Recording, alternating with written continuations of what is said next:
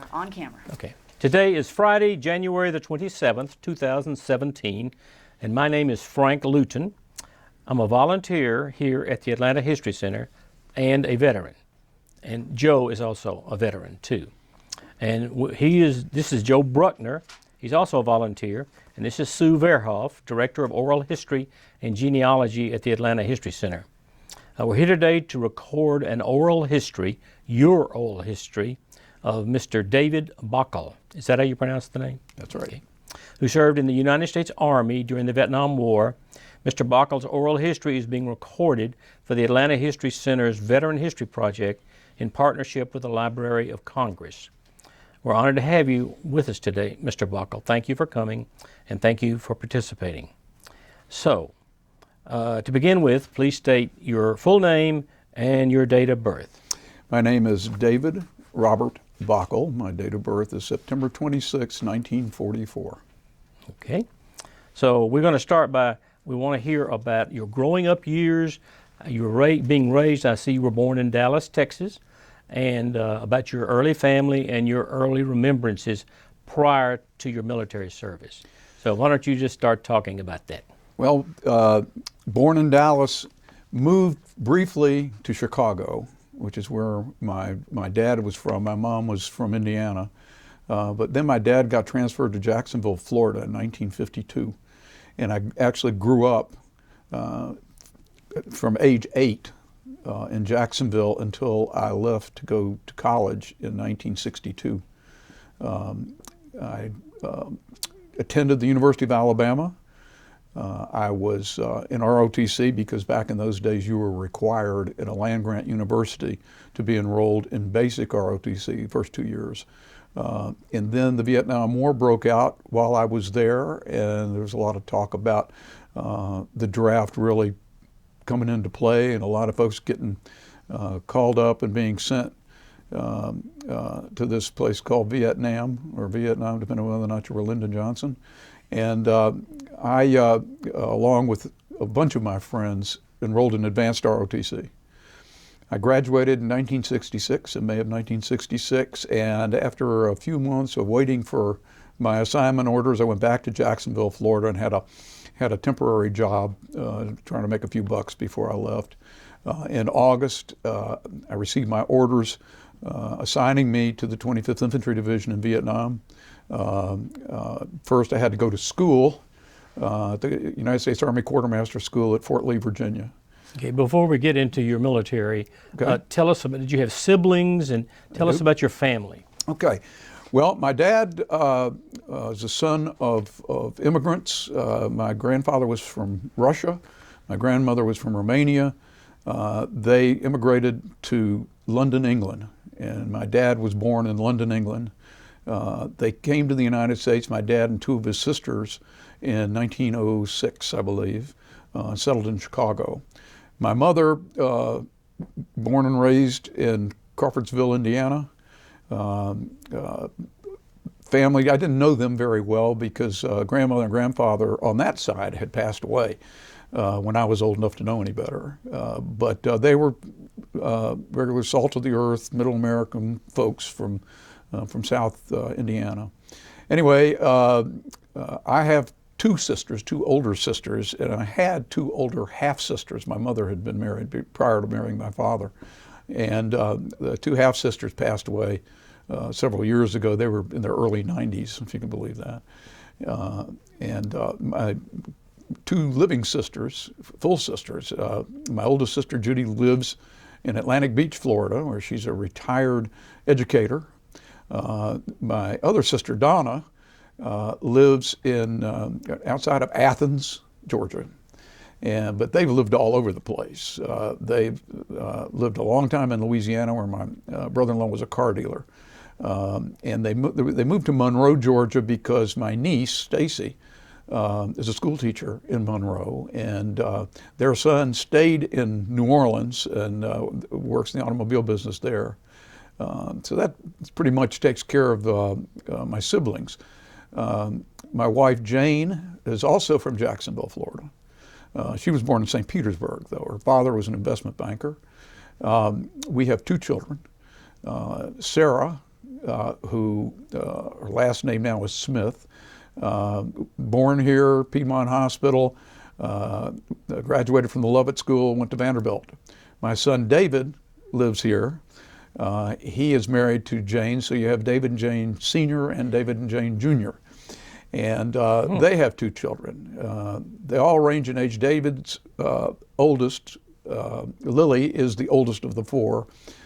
Sarah's next with Abby, and then David has Zoe, and then Sarah has Nora.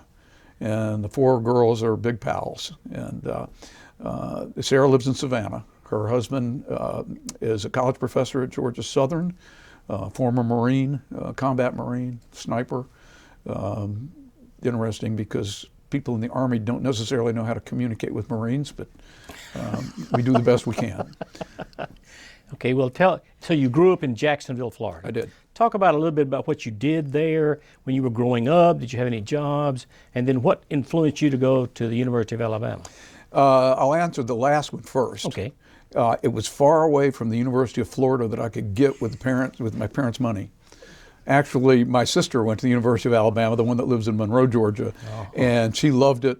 I had a lot of friends from Alabama who were going to the University of Alabama, and so I'm very happy to be there. Also, my high school football team, my senior year in high school, won 1 football game. The year before I got to the University of Alabama was the national champion in football. My whole perspective changed with Bear Bryant. But anyhow, I had a typical childhood, attended public schools. I had a number of different jobs. I think my first job was delivering newspapers, the Jacksonville Journal, which was then the afternoon newspaper. And then I worked at a Winn-Dixie store, the worst job I ever had in my life. I was a bag boy.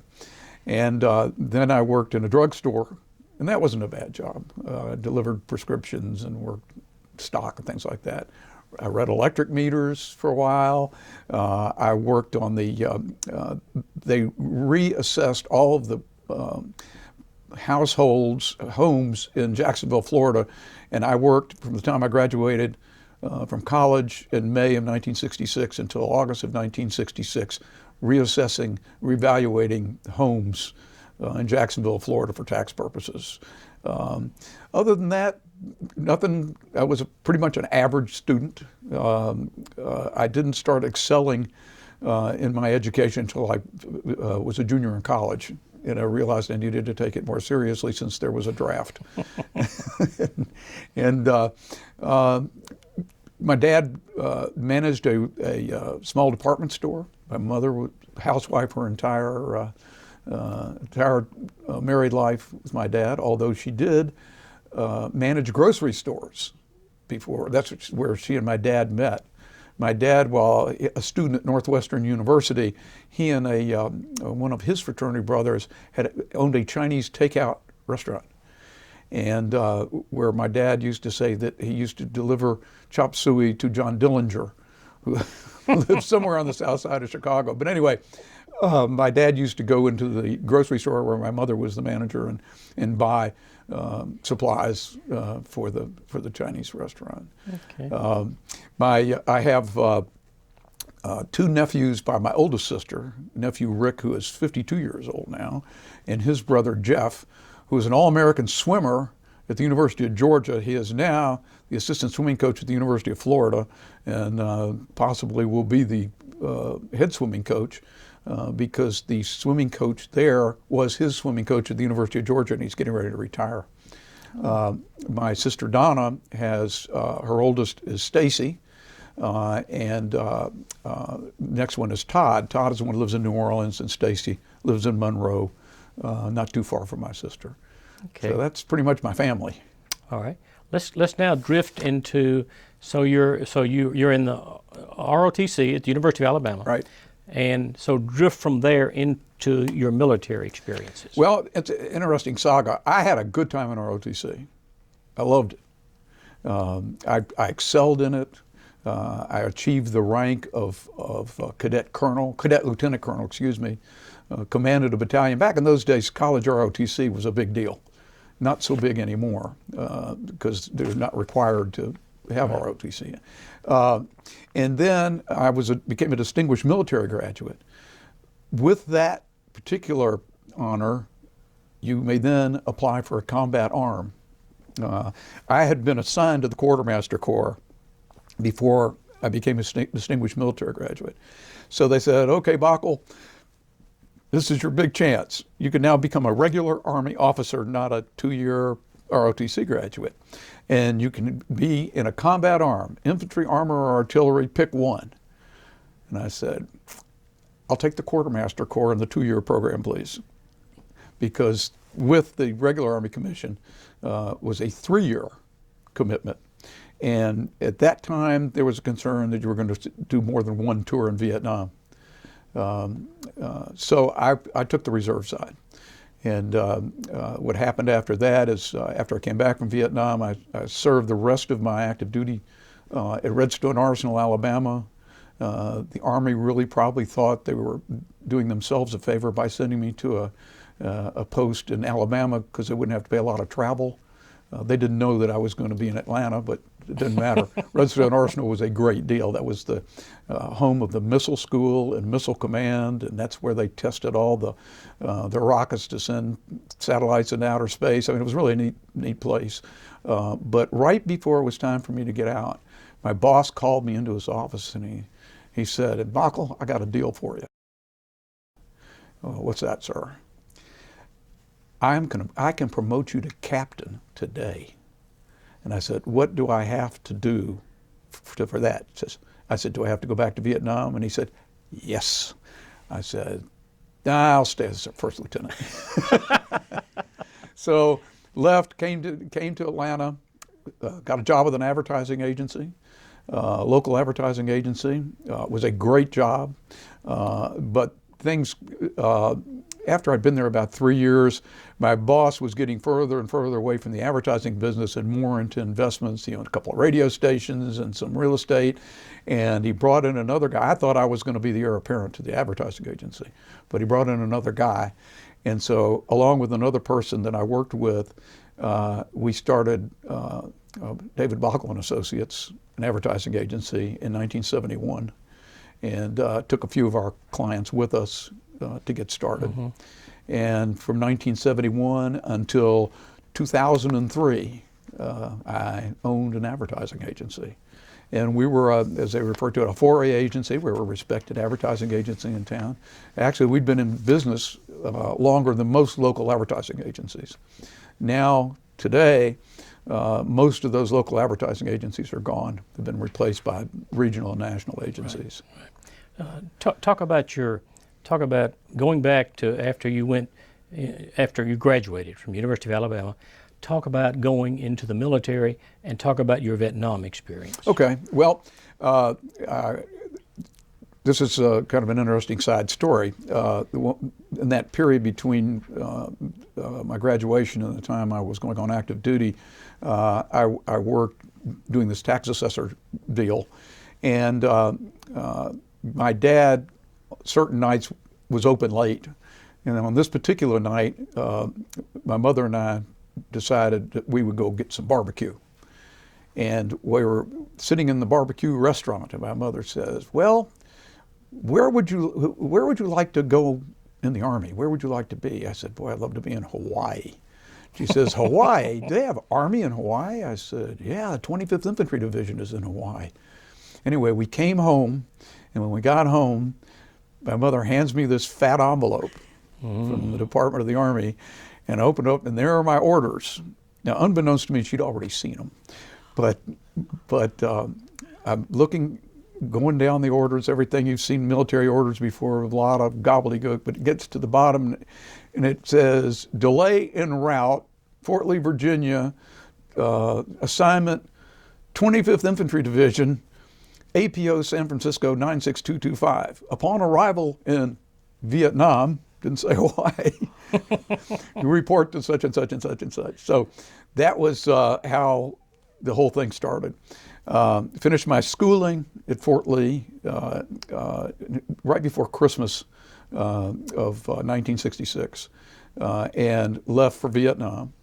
arrived after numerous stops on a C-141. The interesting thing about that is I went out to San Francisco. I was supposed to leave from Travis Air Force Base, and they had what they call MAC flights, and they were all commercial airliners. And what they said is, you want to get a Pan Am flight because they have great food and they show movies and all this kind of stuff. I can't remember how they showed movies though. That one still escapes me. So anyway, and they had you may remember that you had a port call, and it had a number on it that was your flight number. And they said, oh yeah, that's a Pan Am flight. Well, unbeknownst to me, when I got there were a bunch of guys laying around in this waiting area at Travis Air Force Base. All these flights had been canceled because the government did not renew their contract with Pan Am. So I met this Air Force captain, and thinking maybe he'd know what was going to happen. He says, well, he said, we might be here for a while, or they might put us on a military airplane, a MAC flight. And I said, what's that? And he said, well, it could either be a C-130 or a C-141. I said, what's the difference? He says, well, C-130 is a prop plane. It's got 4 engines. Probably take us a while to get to Vietnam in that. And I said, what's a C-141? He says, well, that's a jet. It's kind of like a Boeing 707. It's got 4 engines in it. And I said, well, I hope I get lucky there. He says, well, he says, if we're lucky, it'll have a seat kit. And I said, a seat kit? He says, yeah, it's where, like airline seats, but they face backwards. If we're not lucky, they'll have straps, which is what they use for the guys that jump out of the airplanes. So it was a little after midnight that night. And sure enough, it was a C-141. Got in, had a seat kit in it, and then we took off. And our first stop, of all places, was Hawaii. To get gas. It was the middle of the night, in Hawaii. After that, we flew from there to Wake Island, which was about the size of this room. Mm-hmm. You landed thinking you were going to hit the water. You took off hoping that you wouldn't hit the water. Not much there. Then we landed at Clark Field in the Philippines. And from there, and every stop, they changed crews. Like we had a crew that from Travis Air Force Base, when they got to Honolulu, they changed crews. The crew that was at Travis spent the night and then flew back to Travis. Or they flew on to the next stop, which could have been Wake Island or could have been the Philippines. So we changed crews all the way over there, and I'm thinking, but this is not bad duty if you're an Air Force pilot flying these C-141s, because you're home, 2 or 3 days a week, and the rest of the time, you fly for however many hours, and then you get the rest of the day off. Well, anyway, the Manila flight, they landed at Tan Son Nhut, where I did. Tan Son Nhut was the airport in Saigon, and they didn't stay on the ground very long. They turned around, took right back off again, went to Manila, spent the night, this, that, and the other. I'll advance a little bit. When it was time for me to come home, those of us that were in the south part of Vietnam went to a place called the 90th Replacement Battalion in Long Minh, and you waited for your flight. And things had heated up quite a bit. This was right before the Tet Offensive in 1968. And what would happen is the planes would come in and they would load you on buses and they would drive you to Benoit Air Force Base. Now what was happening is a lot of times the convoys would get ambushed on the way to Benoit. So the first thing you had to do is make it to the Air Force Base. Right. We made it without a problem, but the plane had not arrived yet. Now the deal was when that plane lands, you get on the plane, they don't shut the engines off, and then as soon as the last person's on, they'll close the door and they'll take off. I mean, they won't stay on the ground because the VC were launching mortars into the airfields. So that was my departure and my arrival in Vietnam. I flew other times. I did have my first ride on a C-130 going to pick up some supplies in Cam Bay, which was a big depot. Flew was a passenger in a lot of helicopter rides. In fact, my first helicopter ride was kind of funny. A second lieutenant, just in country, it's almost comical. Anyway, my company commander, I have to expand the story a little bit. we had a problem with guards sleeping on the perimeter. So in our area, the support command commander said, you need to have somebody ride around every hour to every bunker and make sure that the guards aren't asleep. And also, before they come back to their bunker, they have to go and place the Claymore Mines out in the no man's land. Now, if you remember, Claymore Mines, they're convex pointing toward the enemy. In fact, it said on the Claymore Mine, this side toward the enemy, so you can screw it up. And then it had a long wire that went back to a charging handle. And what they told you to do is take the charging handle with you when you place the mine so that the guy in the bunker doesn't squeeze it. So I remembered to do that. And so every hour on the hour, we had to go and check the bunker line, make sure they weren't asleep. And also, we didn't have to do this, but sometimes the VC would come in and they'd turn the mine around so that when they attacked and they squeezed it, they'd be shooting themselves. Anyhow, on this particular night, now the second lieutenants, we were all together in one tent, and it was this guard duty thing was like every couple of days, and so you'd be up 36 hours straight before you got any sleep, and it was wearing out the folks. So the S2, the intelligence guy in the battalion, comes to me and he says, look, we're wearing you guys out. So when you get off duty at 6 a.m., you can go to sleep in the rack in your bed until noon. So I was the first guy. Well, along about 7 o'clock, company commander comes in and he said, this is when I realized what my real first name was.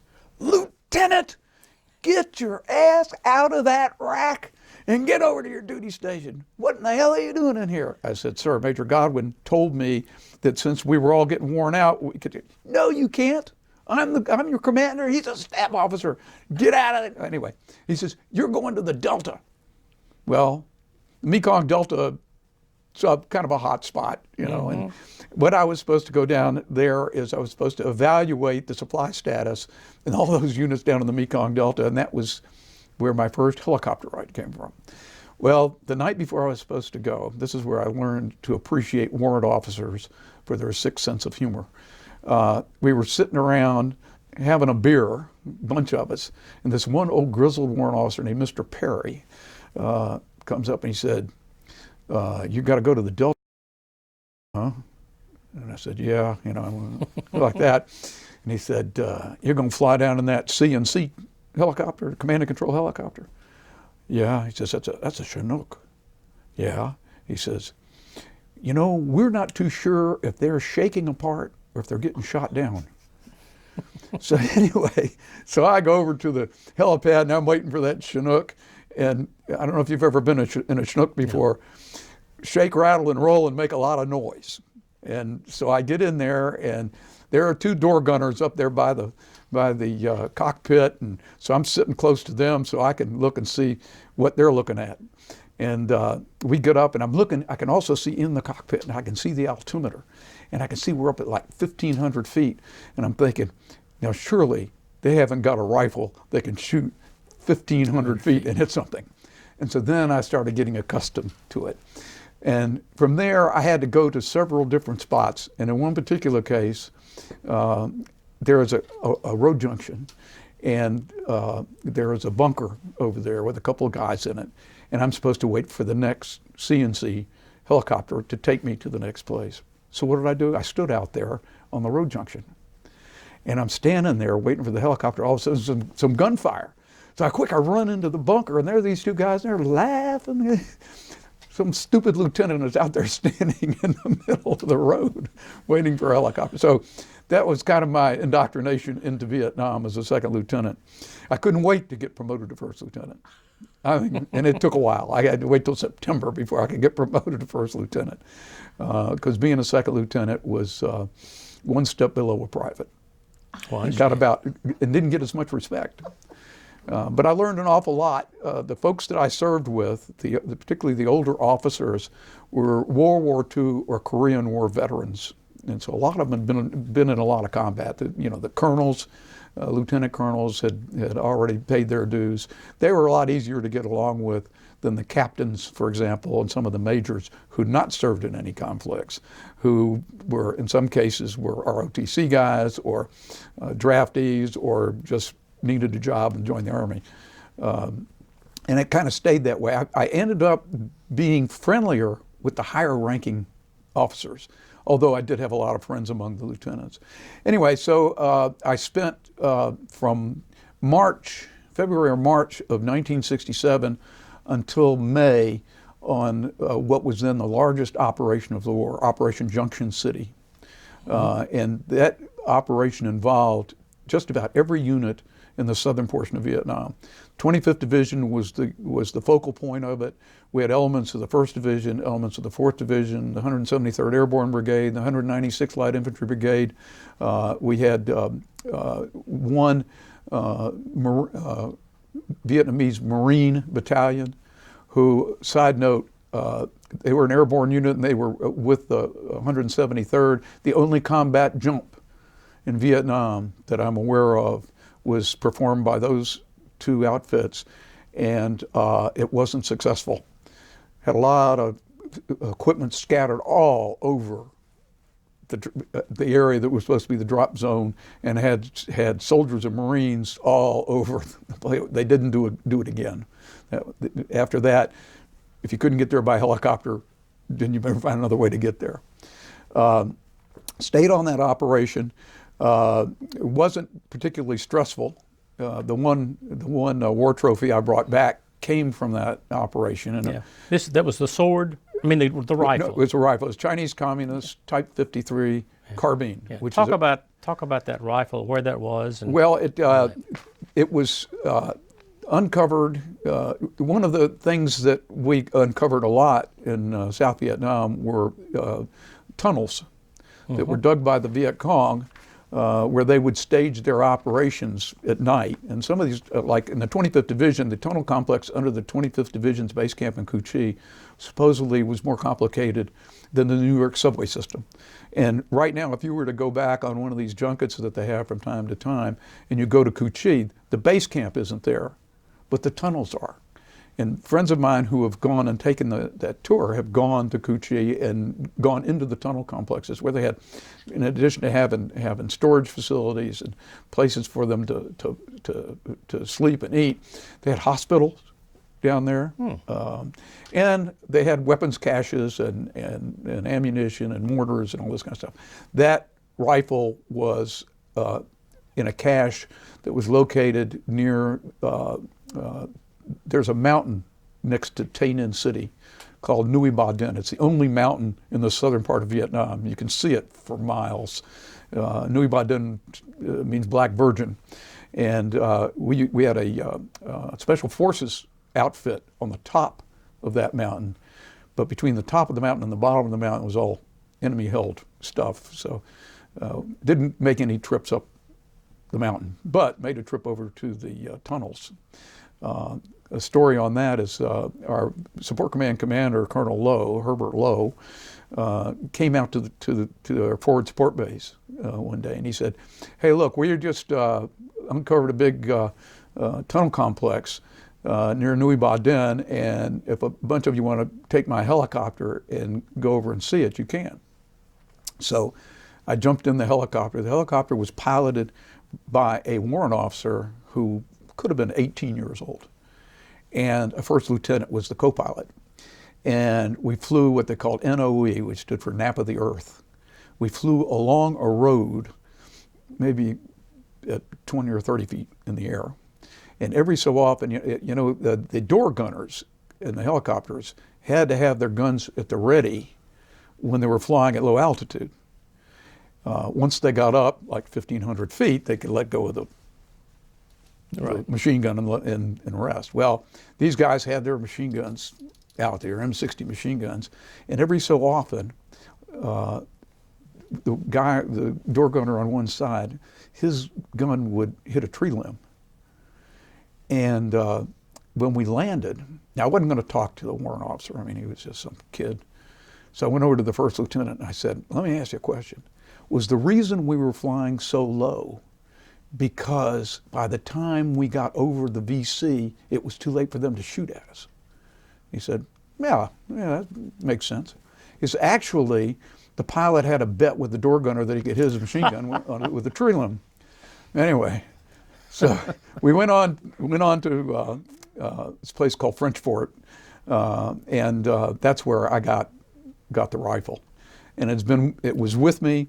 To bring it home, the process is, first of all, you had to go to the MI unit and get some kind of paperwork. And then you had to take it to the embassy in Saigon, and it had to be tagged and all this other stuff. At one point, I thought, this is a pain, but it's going to be the only war trophy I have. And then when it was time to go home, I had to give the rifle to the pilot of that Eastern Airlines, by the way, DC-8, and he kept it with him up front. And then when I got to Atlanta, that was another story. I retrieved the thing from the Delta flight I was on. And then I donated it to the Secretary of State of Georgia, who at that time was a guy named Ben Fortson. And he, on the second floor of the Capitol, he had a big weapons collection going back to, I don't know, Civil War.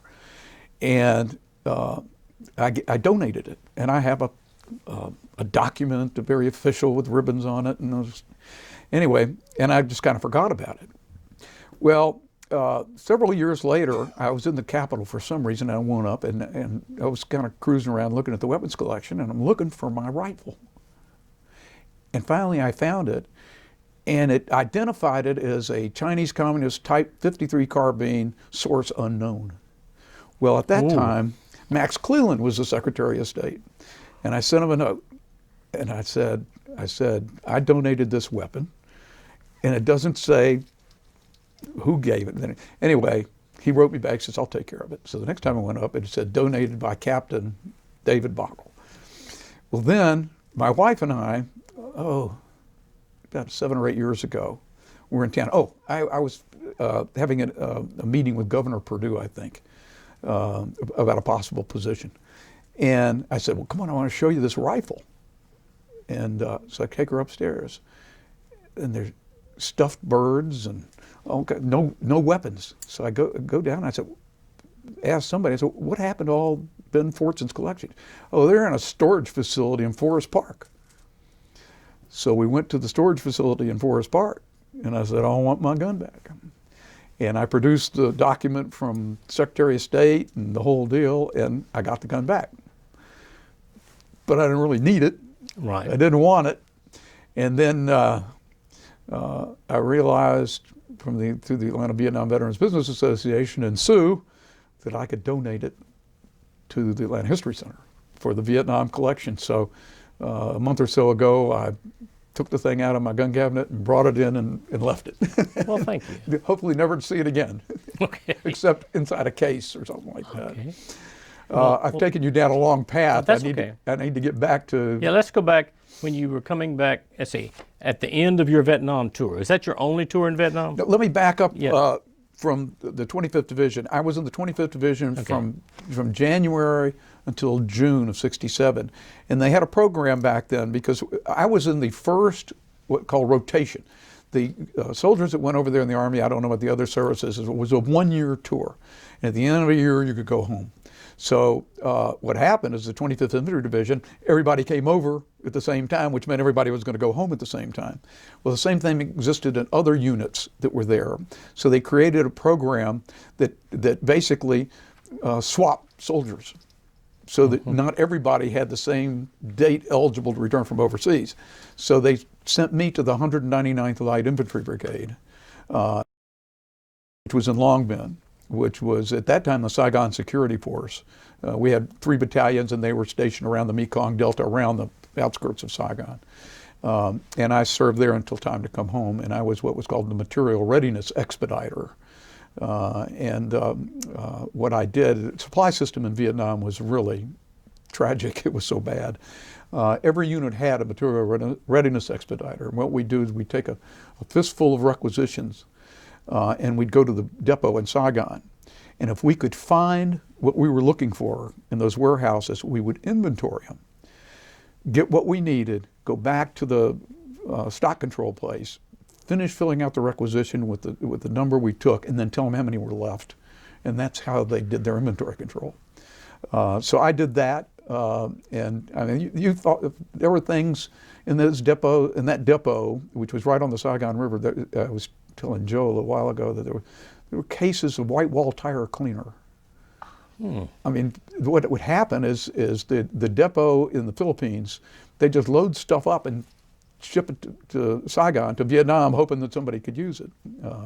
But it was a bad system. It's gotten a lot better now. I mean, it used to be you could put in a requisition for something and never see it for the entire year you were there.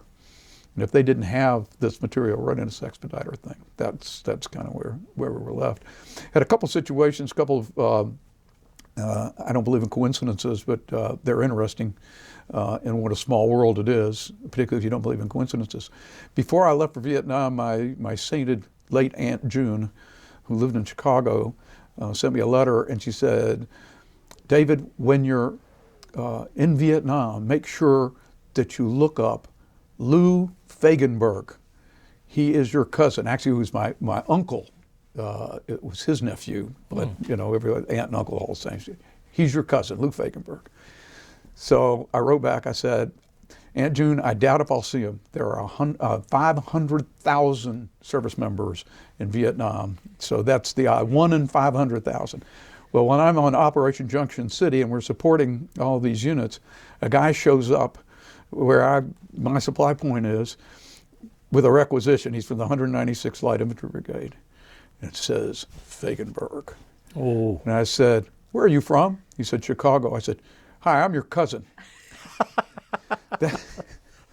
I didn't see him again until on my dad's 80th, I think it was his 80th birthday in Chicago. My Aunt June had a birthday party for him, and Lieutenant Fagenberg and his wife were there.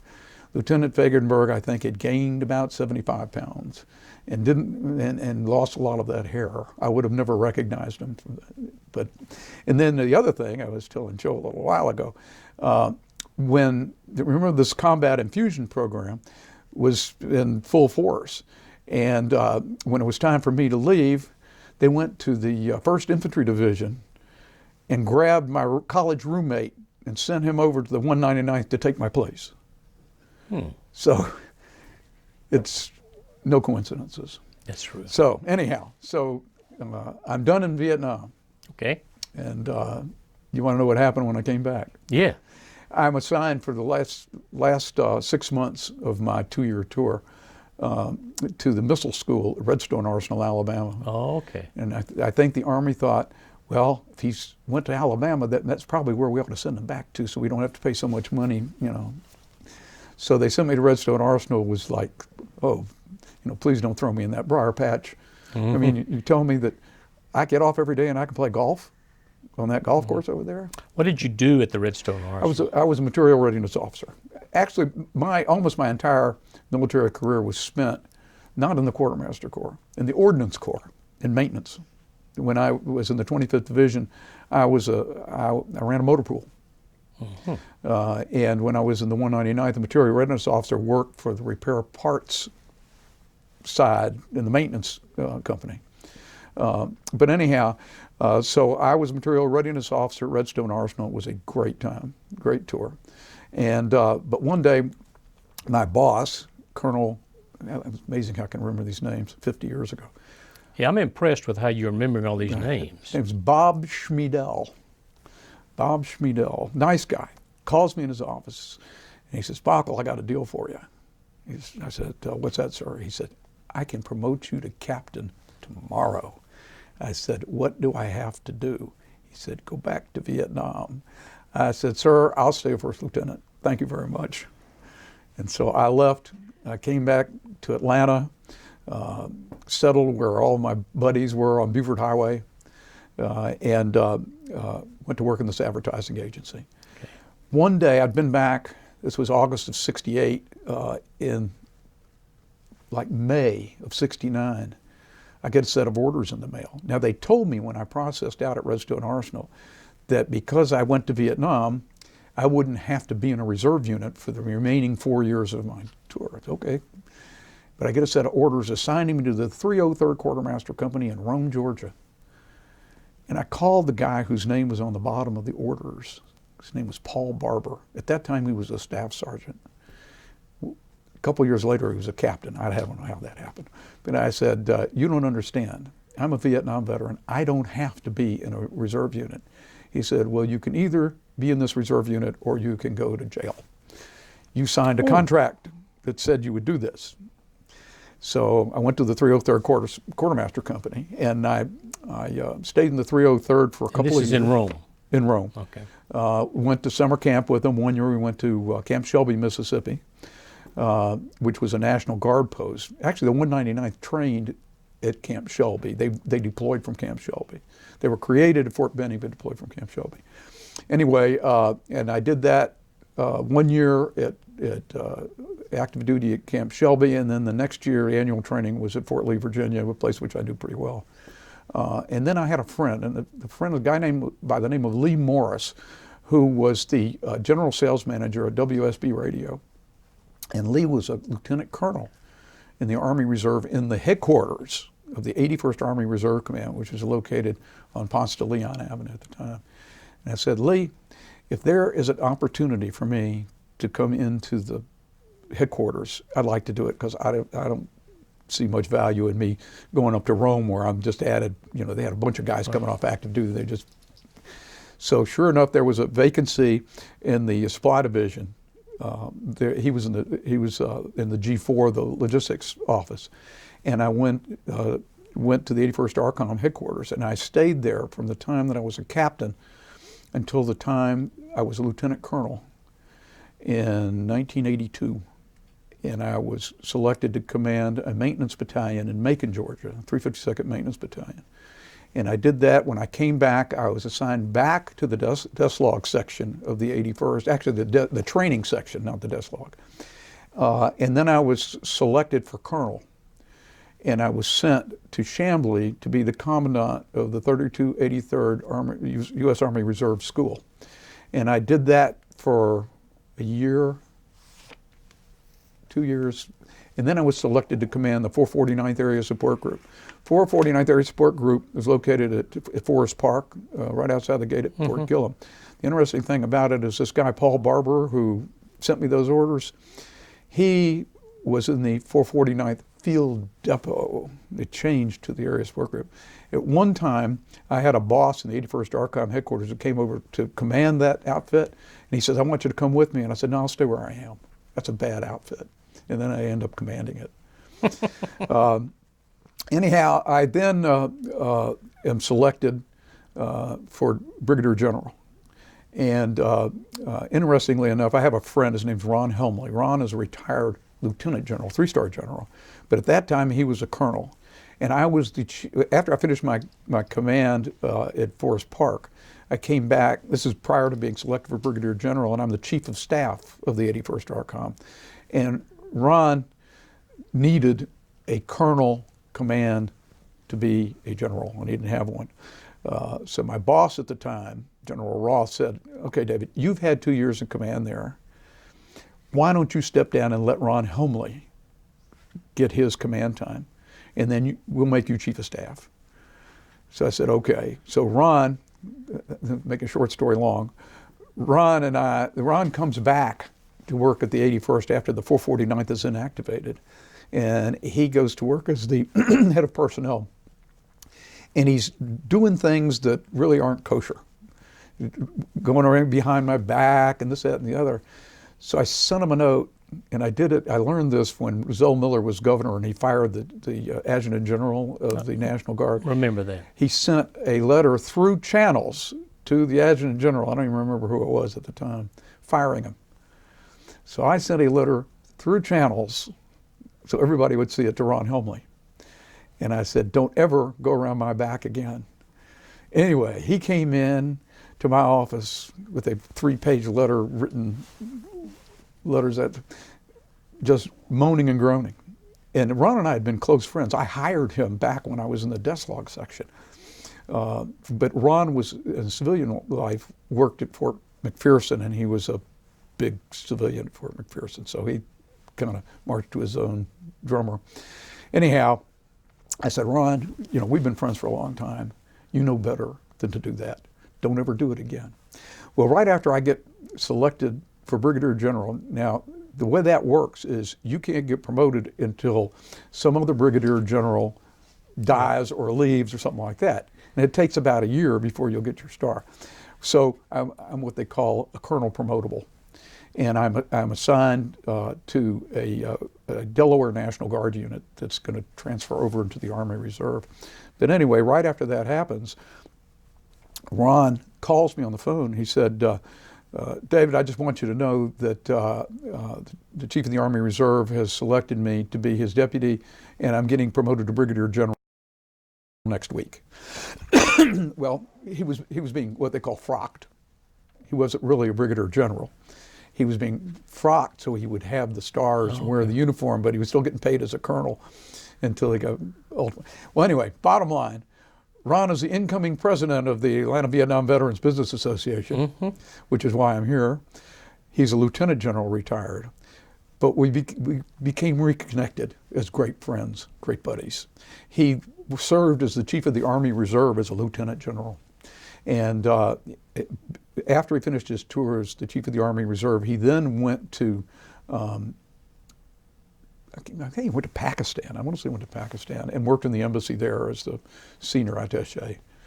Nice guy, born and raised in Georgia from Savannah, lives down in Jackson, Georgia now, and spends most of his time fishing. When he's not fishing, he's Atlanta Vietnam Veterans Business Association. Anyway, after I was promoted to Brigadier General, I am basically taking this Delaware National Guard Signal Command and converting it to an Army Reserve Signal Command. Now, I was signal qualified, but I never served in a signal unit in my life. But this is a very important signal command. It had a forward section that operated out of Hawaii, out of Honolulu, and then it had a forward element that operated out of Yongsan, outside of Seoul, Korea. And they provided the theater signal operations for the Pacific, basically the Korean Peninsula. And I had to train these National Guard guys how to speak Army Reserve. It's like my boss, who was a Delaware National Guard Major General, kept referring to the Reserve Center as the Armory. I said, sir, we don't have armories in the Reserve. We have a Reserve Center. And then he said, and I said, and we don't have a state mission. We only have one mission. And I was reminded of a story about that. Well, it's a true story. I had a young lady who worked for me in the advertising agency whose father commanded the 48th Brigade of the Georgia National Guard. Her name was Lynn. And one day I said, Lynn, do you know the difference between the Army Reserve and the National Guard? And I know she was thinking, I don't know and I don't care, but she says, no, I don't. And I said, well, let me tell you that the Army Reserve is the United States Army. It's the federal army. We work for the President of the United States. I said, the National Guard is the state army and it works for the governor, unless it is federalized by the President and then it's part of the United States Army. It works for the President. She said, oh, okay, that's interesting. And she walks off. Anyway, a friend of mine was the Adjutant General of the Georgia Guard, a guy by the name of Terry Nesbitt. And he and I used to go down to Harold's Barbecue down by the Federal Penitentiary. You get barbecue. Very familiar with Harold. Yeah, it's not there anymore. But nope. Anyway, Terry and I were having lunch down there one day, and I said, Terry, General what's-his-name's daughter works for me. I can't remember his last name. And I asked her if she knew the difference between the National Guard and the Army Reserve. And she said no. And I told her, he said, well, what'd you tell her? I said, I told her that the Army Reserve, the United States Army, worked for the President. The National Guard was a state army, worked for the governor unless it was federalized. He said, well, that's not right. I said, what do you mean it's not right? He says, well, you're right that the Army Reserve is part of the federal army. National Guard is the Confederate Army. Always thought that was good. I think a lot of the guardsmen in Alabama and Georgia still think that. Anyhow, so I go to the Signal Command, 311 Theater Signal Command was there for a year and a half and was promoted to Major General, and was brought back to Atlanta to be the Deputy Commanding General of the United States Army Reserve Command.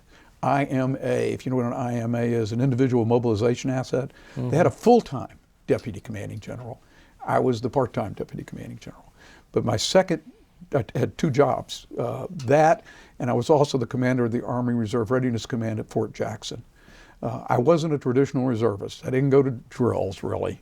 I was on active duty orders whenever I went someplace. And that was a good assignment.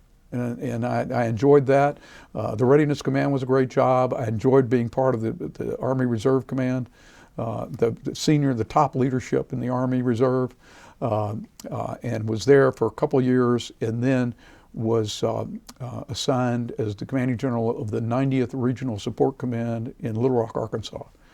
The 90th Regional Support Command had been the 90th Army Reserve Command that was located outside the gates at Fort Sam Houston in San Antonio. And what happened was there were 22 Army Reserve Commands, and General Max Barrett's very close friend of mine, who was the chief of the Army Reserve, decided we didn't need all that command and control, so he reduced it to 10. And the 90th ARCOM went away. Their flag moved to Little Rock, and it became the 90th Regional Support Command. And I was the second person to command it. It had been I think the 123rd Army Reserve Command, and so those folks didn't know and didn't care about the 90th. Well, the 90th has a storied history from World War I and World War II, particularly World War II. They were under Patton, in Patton's Third Army. They spent more days in ground combat than any Army unit in World War II. It was an honor to command them, but I had to get all those Arkansas people, and I commanded a 5-state. Did you still live in the Atlanta area when you were doing this? Yeah. Okay. Yeah. The 90th covered Arkansas, Louisiana, Texas, Oklahoma, and New Mexico. And they had been under a lot of different ARCOMs. And so I had to pretty much educate them in the history of the 90th Army Reserve Command, or the 90th Regional Support Command. And then I connected, right after I'd been there a few months, I asked to come and speak at the reunion of the 90th Infantry Division. It was being held, I think, in Indianapolis, Indiana. I just knew there was a bunch of old men that got together, didn't know anything about them. That was where I developed my respect for the 90th Infantry Division. And I was able to impart that respect to all the leaders in my command. And I don't want to go into too much detail, but we ended up being a part of their reunions. I took a contingent to France on, I can't remember what anniversary of D-Day it was, but the people of Perrier, France, Perrier was liberated by the 90th Division. It's in the Canton Peninsula down in Normandy. And I don't speak French, so we took my daughter with us. And she turned out to be our interpreter. But anyway, we went down for the dedication of a monument in the center of this little town of Perrier to 3 soldiers of the 90th Division who had died in Perrier or died in that. Is that where the water comes from? Perrier water? No, it's not even spelled the same. Oh, okay. I think Perrier water is spelled with 2 R's and Perrier France is spelled with 1. Okay. But made great friends among the French there. The reunions all of a sudden took on a different flavor. We had reunions. We invited all kinds of great people to come and speak. We had veterans that hadn't seen each other God knows how long. I don't want to take more time than I'm allotted here, but there's one gentleman by the name of Ed Hamilton who Ed was a retired lieutenant colonel, medically retired. He was shot in the face in one of the battles after the invasion and lost his eye. And he used to wear a patch on his eye, and they called him the One-Eyed Dragon. When I went to that reunion, they told me to look him up. Also, there was a painting that I saw in a magazine of the 90th Division one of the actions there in Normandy, and I called the agent, the artist's agent, and he said, "Well, the guy who painted it lives in Atlanta." And I said, "Really?" Yeah, he told me his name, Britt Collins. Anyway, bought a copy, a print, and had it framed and hung in the hall of my headquarters. And then Britt Collins and I became close friends. And Ed Hamilton, his father-in-law, and I became close friends. And I met some really fantastic people. I met a guy named Jim Flowers. Jim Flowers was from right outside of Dallas, which is where I was born, so we had an affinity there. Anyway, time out. Okay. On camera.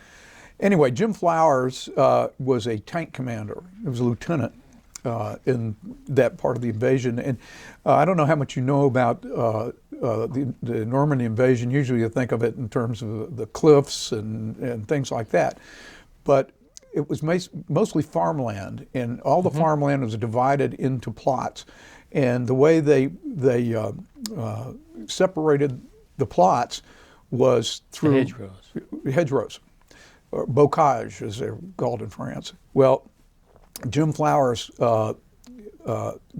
brought his tank into one of these fields, was able to break through the hedgerow, and his tank was shot by their version of a rocket-propelled grenade. I can't think of the name of it. I'll think of it in a minute. But the tank blew up, killed everybody in the crew except Jim and one guy. And they laid out there on the field. Jim had lost at that point one of his legs. While he's laying out there in the field, I think it's friendly fire, hit him in the other leg. He ended up losing both legs. And the guy who he was trying to save ended up dying in his arms. Years later, in Dallas, we had a reunion. The guy who saved him, this guy by the name of Claude Lovett, who has recently passed away. Jim passed away 10 years ago. They had not seen each other since that day in 1944. And that reunion that we had, I guess that reunion must have been in like 2002, 2001. Had not seen each other since then. But we got so connected. We brought in a guy to be our historian. We did two things. We created a museum, and we did a film, a story of the 90th. And the museum, we were able to secure a lot of money as a result of the Army has a program where it's a competition for who has the best run headquarters. Well, we won it one year. And the money that we got, it's like $500,000. We built the museum. And this guy that we brought in is from Louisiana, now works for Louisiana National Guard. He designed it, created it. It was fantastic, just fantastic. I met a lovely young lady by the name of Helen Patton. Helen Patton, granddaughter of General Patton, the 4-star General Patton, daughter of 2-star General Patton. Oh. And Helen and my wife and my daughter and I have been close ever since. Helen has an older sister and 3 brothers. And one of the brothers, Ben, is a TV producer in New York. And we had Ben and Helen at one of the reunions. Now, Helen lives in France. Well, actually lives in Germany now. But her mother and siblings lived in the Northeast, New York, Massachusetts. So she was over fairly frequently. Anyhow, another brother, Bob, I think he was kind of an itinerant, but he authored a book on the history of the Pattons. And it's a great book. Learned all kinds of things about the Patton family that I doubt if anybody knows.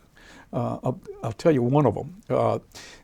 General Patton, George Jr., after World War I, was sent to Hawaii to work in the territorial government, and he brought his wife with him, and they're living nothing to do, and he becomes an alcoholic, and the mother decides that she's going to invite her niece to come over and stay with them, have some more company.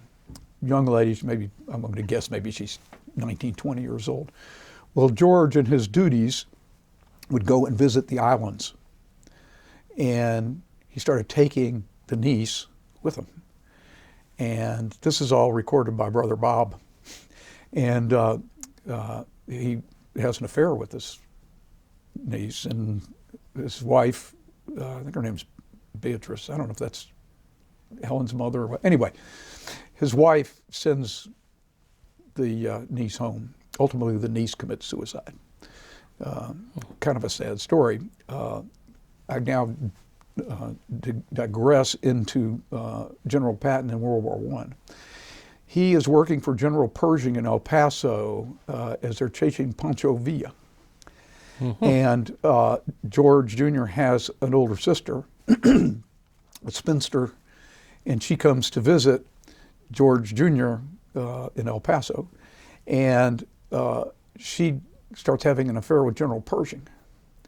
World War I breaks out, and Pershing goes to Europe. Well, being the camp follower that she is, after a while she goes to Europe to find him. Well, he's already taken up with somebody else. And so she goes back home and lives with the family in California.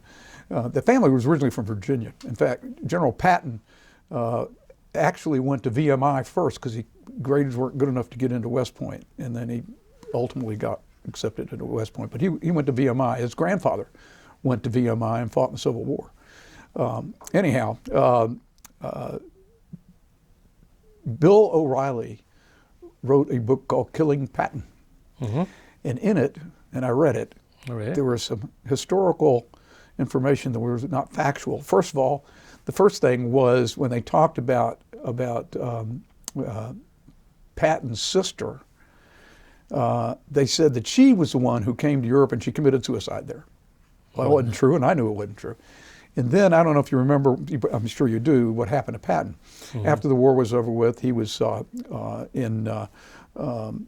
he wasn't in Germany, he was Poland or Austria or something like that, and he was in a staff car, and he was in the back seat, and he was hit by an American Army truck, and he was the only person in the car that was injured, and his neck was broken. And they sent him back to the United States, and he, for some reason, he ended up back in Germany. Maybe he died in the United States. Anyway, he's buried in Luxembourg, in the American cemetery in Luxembourg. Right. His grave is at the very first one. And O'Reilly in his book says that Eisenhower, Bradley, and Marshall all wanted Patton killed. Nah, I don't believe that. And the truck running into the car, you know, he kind of left it open as to, yeah, right. It was open. There's no record of this accident ever taking place. And that leads you to believe that it was done intentionally. Well, I'm talking to Helen on the phone, and she says, I read that, and I tried to get in touch with Bill O'Reilly to tell him that I had the report of the accident, but he wouldn't take my call. So, anyhow, so I stopped reading O'Reilly's books. Okay. Anyway, my time in the 90th was the best 4 years I ever spent in the Army. Great friends that I still keep up with. I had the opportunity. I had a great position. I did a lot of other things in the Army besides commanding the 90th while I was a major general. But one of them was I was the chairman of the Army Reserve Forces Policy Committee, which was a group of Army Reserve, Active Army, and National Guard generals that developed policy for things having to do with the reserve components. And on September the 11th, 2001, this is another one where I don't believe in coincidences. I was at a meeting in the Pentagon that day. Now I have a friend, now I have to digress to get to this point. His name was Tim Maud. And Tim and I served in the 199th Light Infantry Brigade together. And Tim was several years younger than me, but he'd gone to OCS when he was like 18 years old. He was a second lieutenant, I was a first lieutenant. But we both pretty much agreed that we had the worst attitudes of any lieutenants in the Army. And it was really comical. He didn't take it, he was very funny. He didn't take too much seriously, and neither did I. About 1998, I forget how I saw this. I think I saw it in the Army Times or something, that Major General Timothy Maud, the head of personnel for the United States Army in Europe, is coming to the Pentagon to be the chief of personnel for the Army. I got his email address from a fellow general who worked at Forces Command, and I sent him an email, and it came back, wow. I can't believe that you found me. Anyway, and he couldn't believe that I was a general too. We were both major generals, 2 worst lieutenants in the Army. He got promoted, he got his 3rd star when he got to the Pentagon. Anyway, Tim and I communicated off and on for a couple of years, and I met his wife, Terry, and on September the 10th, which was a Monday, we have a pre-meeting before the actual RFPIC, called RFPIC, starts. And excuse me, I was living in Atlanta, and I was staying at a hotel in Arlington, Virginia. It was a Crown Plaza, and that's where they put us up. And I was waiting for the van from the Crown Plaza to take me back to the hotel. I was waiting out in front of the Pentagon where the vans come in. And another friend of mine, a guy by the name of Tony Taguba, who was an Army Major General, he was in the active Army, came up, and we were chatting, and this, where are you going, what's going on? And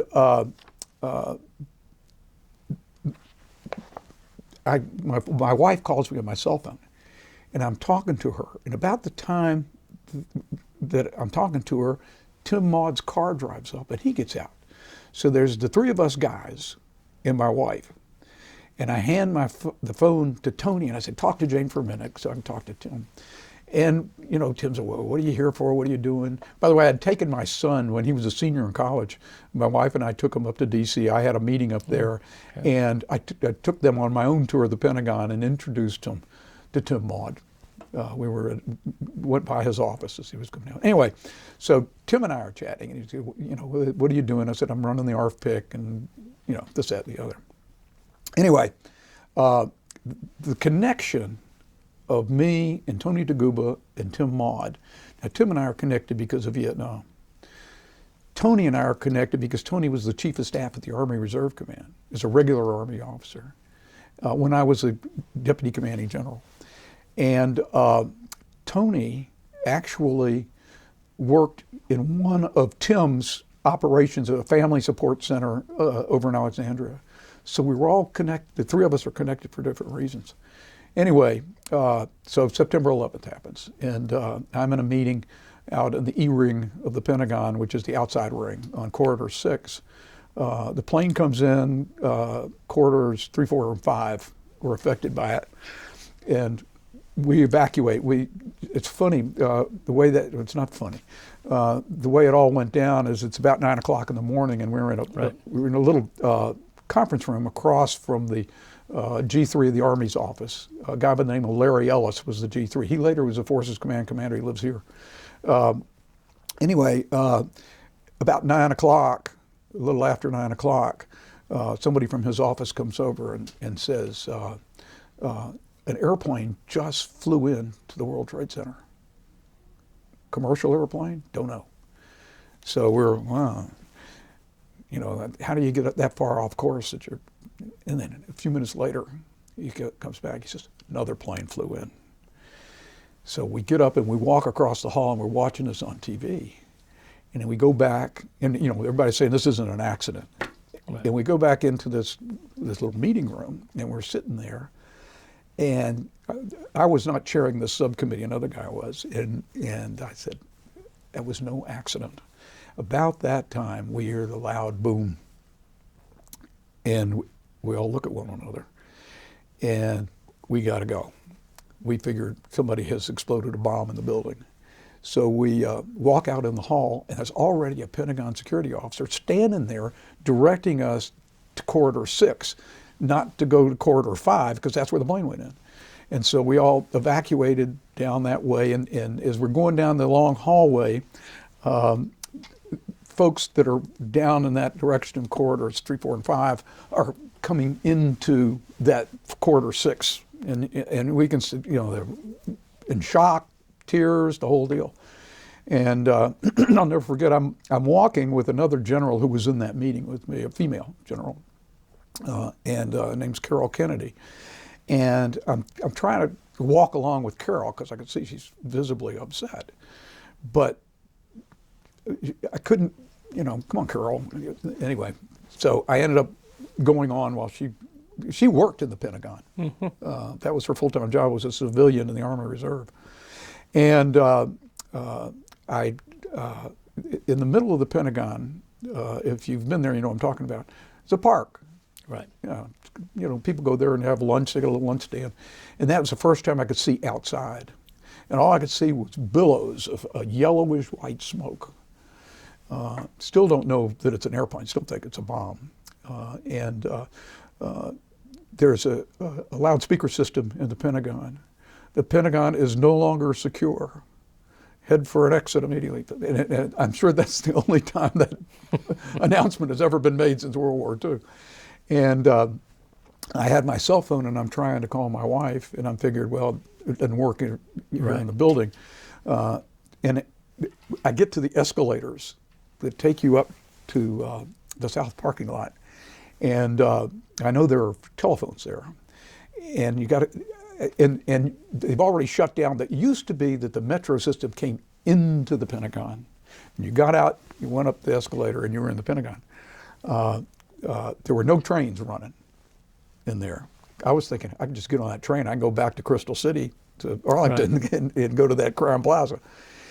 But anyway, so I'm at the escalators, and I'm waiting to see if anybody's coming back down, because if people are coming back down, it must mean that there's something else going on up there. Well, nobody was coming back down, so I got on the escalator and I went up, and I figured, well, my phone will work now, but it didn't work. So there were a bank of telephone booths, and I went in the telephone booth, and I was going to call. The only 800 number I had was my headquarters in Little Rock, and I couldn't make the call. So I ended up walking back to the Crown Plaza Hotel. I stopped at one point, and there was a reporter, a TV reporter, and he saw that I was in uniform and I was coming from the Pentagon, and he said, "Do you know what happened?" And I said, "I assume the bomb went off." He says, "No, an airplane flew into it." And he said, "I think it was something like a Cessna Citation or something like that." No, it wasn't a Cessna Citation. But anyway, made my way back to the Crown Plaza, and people were all huddled around the TV in the bar. And there was a guy named Ralph Shaw, who was a civilian who worked in the Army Reserve Office. And I made some comment. I don't know how we got off on the subject of Tim Maud, but I mentioned that I saw Tony Taguba yesterday with Tim Maud. And he said, "He's dead." I said, "Who's dead?" He said, "Tim Maud. Airplane flew in his window." And I was stunned. And the other thing was Tony Taguba and I had a conversation later on. He says, "I was in his office, and I excused myself to go to the bathroom, and that's when the plane hit." So it's very, very strange. It was a difficult time. I was able finally to get through to my office in Little Rock, and they called my wife. And then ultimately I was able to make a connection later in the day. And what was interesting is my wife, when she heard about it, she called my office in Little Rock, and one of the secretaries answered the phone, and she said, "I'm worried about David. I think he's in the Pentagon." And this person, Carolyn Adcock, says, "No, I think he's in a meeting over there in Crystal City." So Jane stopped worrying until Betty, my assistant, called, and Betty was in tears. And that was when Jane was introduced to the element of surprise. It was a strange day. It was a Chamber of Commerce day. The sky was beautiful blue. It was maybe 70 degrees, and there was nothing to do. I mean, it's in the afternoon, so a bunch of us went out and ran. And That's a good thing. if you're familiar with there's a trail that runs along the river by the airport, and that's what we did. You couldn't get no planes leaving, couldn't rent a car. You're stuck. Now, some of the guys that were in that meeting, National Guard guys, had their own airplanes, and they were parked at Andrews Air Force Base, so they got to go home. So how long were you there? Yeah. I'm sorry, say again? How long were you there in Washington? Well, what happened was the next morning, I couldn't sleep that night. I can understand. The next morning, I'm thinking, I got to get out of here. So I called the Hertz number, and I was a Gold Club guy. And they said, the Hertz office, downtown D.C., we can reserve a car for you there. So I said, fine, reserve the car. So I'm getting ready to leave the hotel and take a cab downtown, and there's this guy in civilian clothes, and he says, "Are you renting a car?" And I said, "Yeah." He says, "Are you going south?" And I said, "Yeah." He says, "Can I ride with you?" I said, "Sure." And, so I went over and I stood in line to get the car. What was really interesting is that there's a big limousine pulls up, a stretch limousine. This guy runs in, he's got a couple guys in the line waiting to get a car. And he says, "Okay, I got it. This guy for $1,000 is going to drive us to West Palm Beach. And we just have to figure out how we're going to pay him." And I said, "Let me ask you a question. Can you go, instead of going down I-95, could you go down I-85 and drop me off in Atlanta?" And they said, no, that's too much out of the way. So I got my car, I drove back, and I picked this guy up. Eric, I gotta remember Eric's last name, I'll remember it in a minute. Anyway, Eric was an Air National Guard colonel from Mississippi. And he was up at a meeting. And but he was a full-time guy in the Air National Guard, and he flew out of the Columbus Air Force Base. And I said, "Eric, I'm only going to Atlanta." He says, "Okay, that's south. Maybe the airport will be open by then, or something like that, or maybe I can rent a car or whatever." So we drove to Atlanta. We left about 1 o'clock in the afternoon, got in about 11 at night. Yep. And glad to be there. I said, "Eric, there is a train that goes from New York to New Orleans, and it goes through Mississippi. Yep. And I can put you on that train in the morning. It leaves about 7 or 8 o'clock. 7 in the morning. And he said, "That's good. I get my wife to come and pick me up." And I forgot, it didn't go through Columbus. It was Hattiesburg, or somewhere in that area. Something like that. So we stayed up and talked a little bit. Turned out Eric had a crush when he was in high school with one of my wife's best friends, who was at the University of Alabama with me. Anyway, it's more of this no coincidences stuff. Yes. Eric Heron was his last name. And the interesting thing about Eric is I'm Jewish. Eric converted to Judaism because he liked it. Very, very unusual. Anyway, I didn't see Eric. We communicated a little bit at first, but then Eric knew that I was working in D.C. And I got a call at my office. I was the executive director of the Reserve Officers Association in D.C. We went up there in 2003 till 2011, and it's about time for me to leave. I resigned, was going to come back. I was going to work in the governor's office. And Eric said, "I want you to come to my retirement." I said, "What are you retiring from?" He said, I'm work here in the Pentagon. I'm a major general in the Air Force, and I'm retired. I want you to come to my retirement. When is it? He tells me. I said, "Eric, I'm going to be on the way to Atlanta." He said, "Well, then come on over to the Pentagon. I'll take you to the general officer Air Force mess, and we'll have lunch." And so that's what he did. And it was neat to see him again. He'd made it to Major General, and it was time for him to retire. One thing he told me, though, is the reason he was in such a hurry to get back from D.C. to Mississippi on September the 12th, whenever the heck it was, is he was supposed to take a C-141 to the Azores, and he needed to make that flight. And I'm thinking, well, what, the Azores, that's at the beach, isn't it, or something? Yeah, we all have memories of what happened then. My daughter got married that next Saturday, and here in the Atlanta area. And it was quite a challenge to figure out, because half the people who said they weren't coming to the wedding because they were traveling says, we're not traveling, we're coming to the wedding. And half the people that were going to come to the wedding couldn't get to the wedding. And so it was an interesting time for many of us. Well, I don't know what it was like at the Atlanta airport, but I can imagine there were a lot of people sleeping on the floor. Oh, I can imagine there are too. Yeah. And boy, when they shut down Washington National, I mean, I could have walked to my plane from where I was staying, but it was, you couldn't get Planes anywhere weren't near going it. anywhere. Couldn't get anywhere near it. Yeah. So I feel very fortunate to have been able to rent a car. And yeah, I hated that drive. It was a 10, 11-hour drive. Yep. But I was never happier to be on the road. on the way home that day. Yeah. I wouldn't even let Eric drive. I hadn't had any sleep. Yeah, but you were driving. Yeah, I wasn't going to sleep. Yeah. Oh, that's So fascinating. that's kind of the end of my military career. Okay. Well, that's not too long ago. Yeah, and then I came back in October of 2011.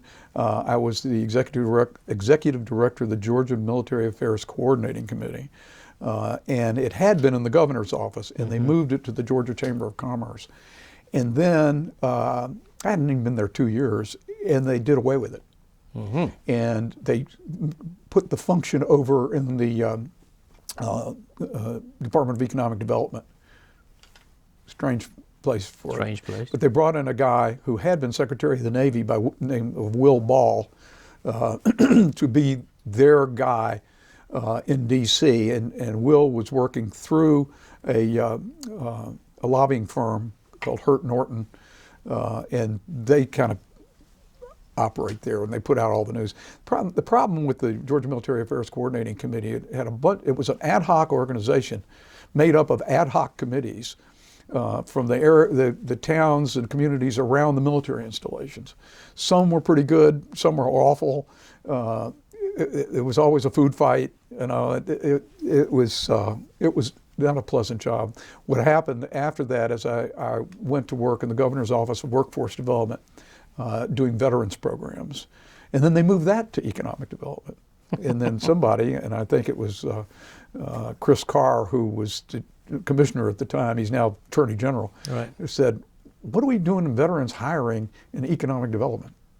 It belongs over in the Department of Labor. So it's time to retire. I'm 70 years old. I think it's okay. So what are you doing these days? Well, I'm on the board of Fidelity Bank, which is good because it keeps me in the business world and provides me another source of income. But I'm the state chairman for ESGR, Employer Support of the Guard and Reserve. I'm one of 3 Army Reserve ambassadors in the state. And strangely enough, we're managed by what used to be the 81st Army Reserve Command that I was the chief of staff for, that I had served in from 1968 until I went to that signal command. And when they consolidated all those ARCOMs, I said they went from 22 to 10, they moved it to Birmingham. And then they consolidated all of those down to like 4, and they moved the 81st to Fort Jackson, which is where it was created in the first place. So the 81st now manages me as an Army Reserve ambassador, and I'm the longest serving person that they've ever had in the 81st. Well, that's fascinating. So, anyhow, so that's what I'm doing. I also am vice chair of USO Georgia. Okay. And I'm on the board of directors of the Military Officers Association of America Atlanta chapter. Okay. And I think I told you that from 2003 to 2011, we sold the advertising agency in 2003.